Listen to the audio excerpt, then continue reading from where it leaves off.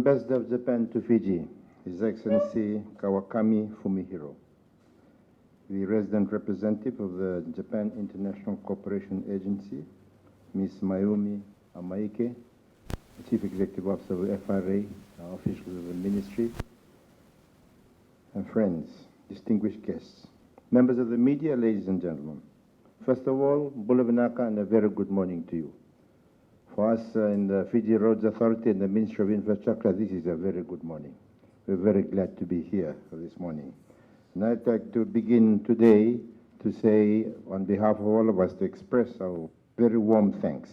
The Fijian government is keenly aware of the importance of the continued support by the government and the people of Japan through the Japan Cooperation Agency. And we would like to express our appreciation, as has been elucidated by His Excellency the Ambassador, about the assistance that Japan has been given to the people of Fiji over the years, through COVID-19, at other times, as has been expressed today. We're very thankful for that assistance over the years and for the very strong relationship that exists between our two countries. Now, appreciation also to JICA for the work that it has done in Fiji over the years, not only in this sector, but in other parts of government that is helping government to be able to deliver its services for the benefit of the people of Fiji. Over the years, we have fostered a deep and productive relationship. And on behalf of the government, particularly on this very occasion, I extend my sincere and heartfelt appreciation. And it gives me great honor to participate in the auspicious signing over the exchange of notes for the construction phase of the project for the reconstruction of the Tamavua-i-wai bridge. The formalization of the construction phase marks a significant step which will pave the way for the construction and the completion of the bridge. You know that during the design phase we had all kinds of difficulties. We had COVID-19, which prevented a lot of things from happening as they had envisaged, but thank God we were able to get through to that, and now we're very glad that we are at this particular stage. And I'm very thankful to the Japanese government for providing the necessary engineering, social and environmental studies of the Tamavua-i-wai bridge for both the detailed design and also now for the main construction phase that we are looking forward to. I'm told that the total cost of the construction phase will be worth approximately $60 million. So that's a massive investment into Fiji. And we are very grateful for the project, as the bridge, as you know, provides a very critical linkage from the port of Suva, from the center of government to the Western Division. There's so much traffic, there's so much goods that pass over that particular bridge. And we are also very grateful to notice also one of the, as you had mentioned, the effect of climate change. One of the biggest things, the problems with climate change is the impact that it's having on weather. The sea levels, the seas are becoming much warmer, which means the cyclones are much stronger. Sea level is rising. We have intense now floods. We have intense rainfall. A kind of rainfall that we used to get in 3-4 months now falls in a few hours. So the impact of that is huge and immense. And we are very grateful that we're working together with the government of Japan that has a very strong record on disaster risk reduction.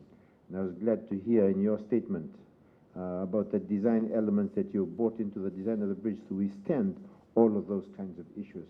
We're also glad that this bridge is going to be two-lane bridges.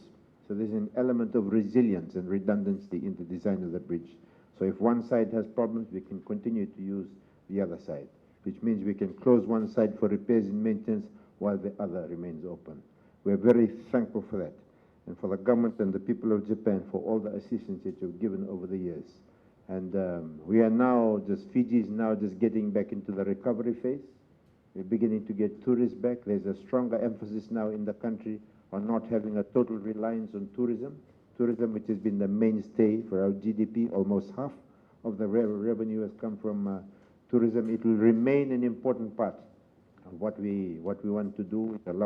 This bridge allows tourists to come and go into Suva and back, but we need to grow other sectors, and the importance of transportation networks is absolutely critical. The FRA has got projects for 4-laning the bridges and the roads all the way from the outskirts of Suva towards Lami. And we're very thankful for the investment that you put in for the 90 meters of the bridge and also the approaches to the bridge. So for all of us here in Fiji and for everybody that will use that bridge, once again, to the government of Japan and to JICA, from everybody in Fiji, thank you. Domo arigatou gozaimashita. Thank you. Distinguished guests, ladies and gentlemen, Murabinaka, and very good morning to you all. At the outset, I'd like to extend my sincere appreciation to the Honorable Minister and his team for hosting today's signing ceremony.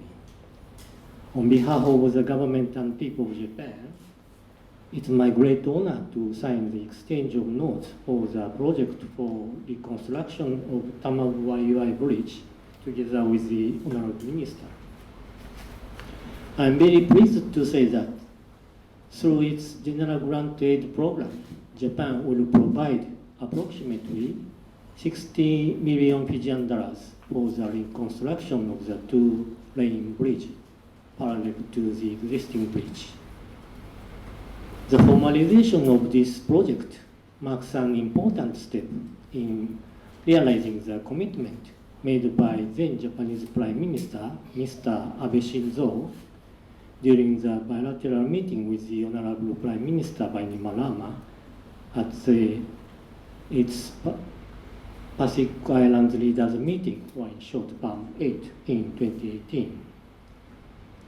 Japan greatly values the distinguished participation of the Honorable Prime Minister Bainimarama at all the respective PAM summits, including PAM9, which has held in July 2021.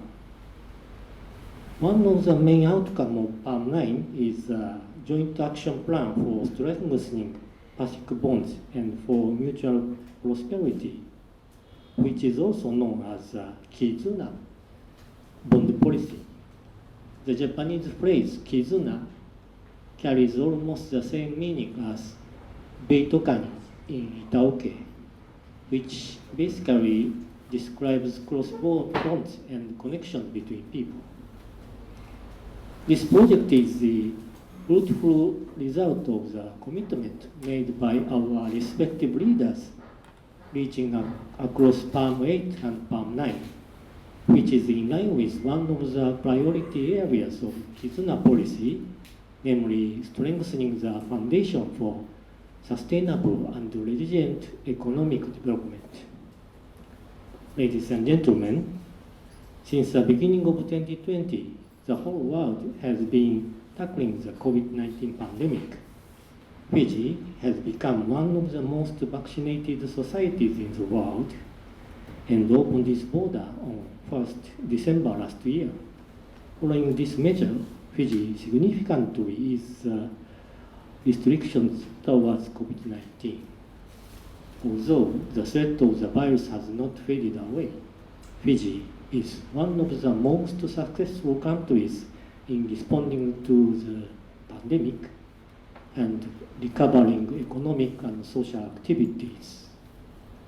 I'd like to pay tribute to the leadership of the Fijian government and the effort of the people for having made great achievement against the pandemic. We understand that the impact of the pandemic on the economies of many countries, including Fiji, is long-lasting.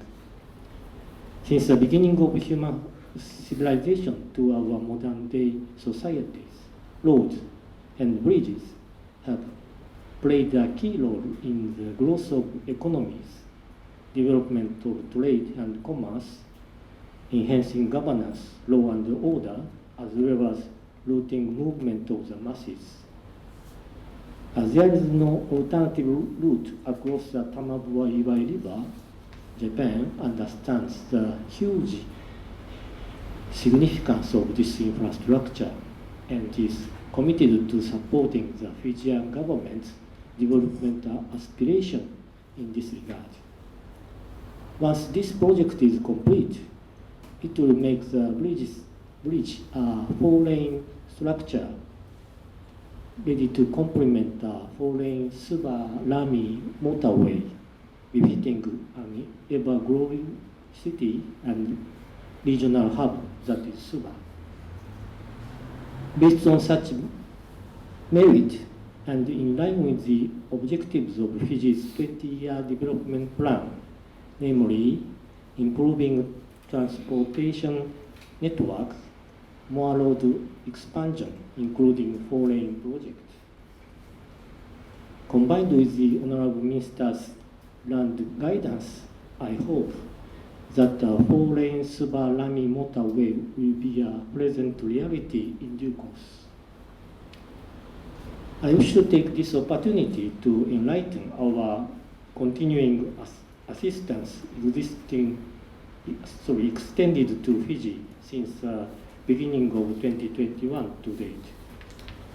Japan has contributed as well as formally committed to contribute a collective sum of 535 million Fijian dollars to Fiji.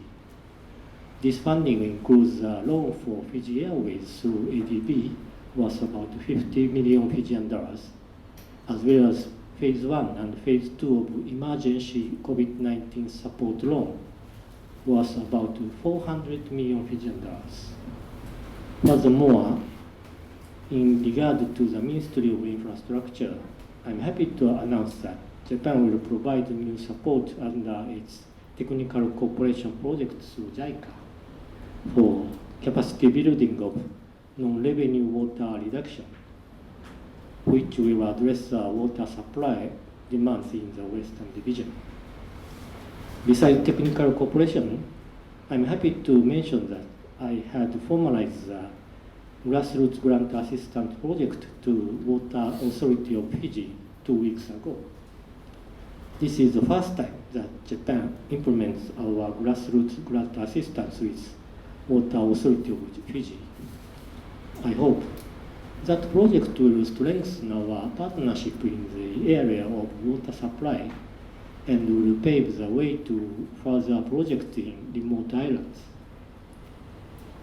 I look forward to the successful implementation of this Tamavua-i-wai bridge project through strong collaboration between all stakeholders. I conclude with confidence that this project will help expedite Fiji's economic revitalization, as well as further strengthen friendship between the governments and people of Japan and Fiji. Vinakaba Ale. Thank you very much.